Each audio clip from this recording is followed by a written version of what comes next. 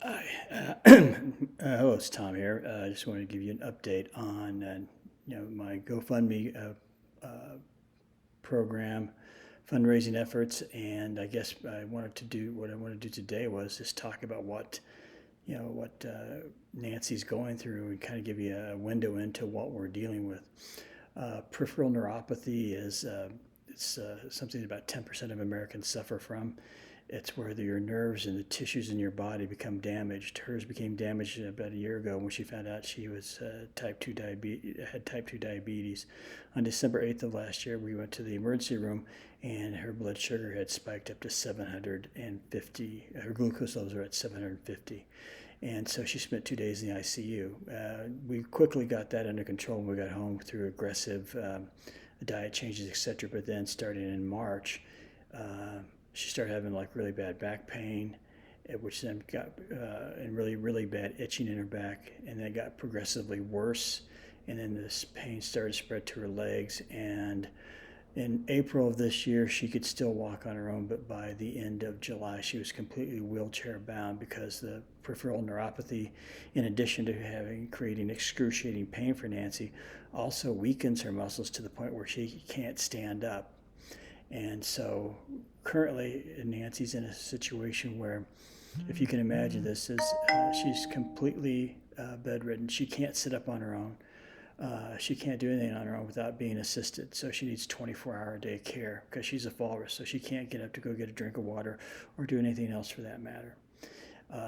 One of the things that's really debilitating about this is it limits what I can do to help her. And in other words, I can only leave the house for short periods of time. So imagine if you're Nancy, if you will, and you can't get up by yourself and you're completely dependent on another person to get you a drink of water, to feed you, etc. And imagine that person is going to run an errand, and then you live with that constant fear that that person is in an automobile accident and is unconscious or debilitated, or you don't know where they're at for how many hours. What would you do in that situation? I guess the only thing you could do is call 911 at that point. So that's what I try and only leave the house for increments of half an hour to 45 minutes at a time. And yet we have friends who've offered to help and do things, and I do try and get them to do that whenever I can. The other issue is the incredible pain. The last probably 3-4 nights in a row, Nancy hasn't gotten to sleep. We tried to go to bed, around 10, 11, 12 o'clock at night, but because the pain is so bad, it's difficult to fall asleep. None of the pain medications that were given to her really do much. She takes the lowest level, something called tramadol. And so I try and rub her back and rub her legs to give her some sort of relief from the pain, enough so that hopefully that the pain goes away long enough to fall asleep. But usually, like the last 3 nights, the pain's so great, she didn't fall asleep till the last 3 nights till like 6:30, 7 in the morning. And so then I try and sleep when she does. So that's why I look like crap right now. But a friend of mine told me that if you're going to do these videos, be authentic. So I didn't want to, take a shower and shave and look like $1,000,000, although that's not even possible for me. But anyway, that's what your support can do for us. So if you think about somebody who's in that kind of pain, and I can't go back to work till I have somebody here during the day that can take care of her.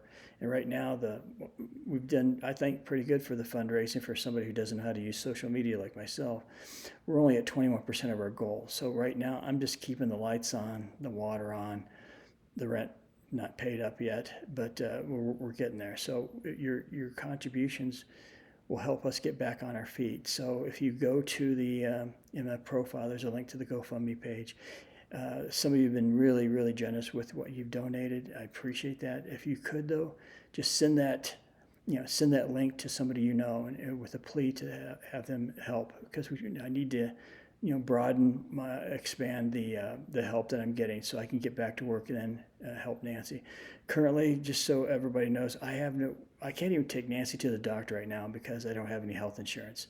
My FMLA benefits expired. I'll still have a job with the school district where I work, but until I go back to work, I have no insurance. So I can't.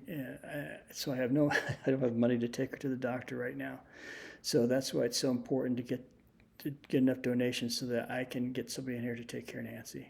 So anyway, thank you for your help, those of you who have supported me, and please continue to share with, this link that's in my profile with others. Thanks. Bye.